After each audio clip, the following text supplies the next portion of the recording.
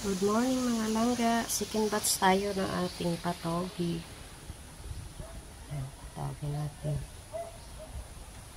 Ay, gugulayin na naman si Inday ninyo. Ayan na.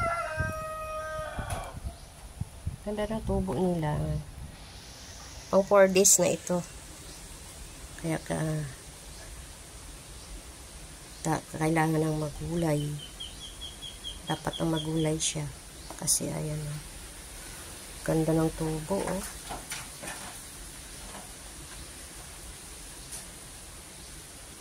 Succeed tayo sa ating experiment. Ayan. Sarap nito pag may tokwa. Ayan, oh. Ganda. Huh?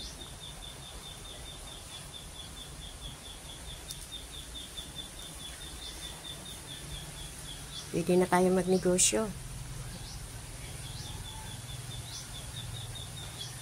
Namiss ko rin ito eh. Dati, nung hindi ko pa alam kung paano gumawa nito. Magpatubo, kumbaga. Eh, ngayon alam ko na. Kaya, madalas na tayong gumawa ng ganito. Patubo. Sarap-sarap kaya nito.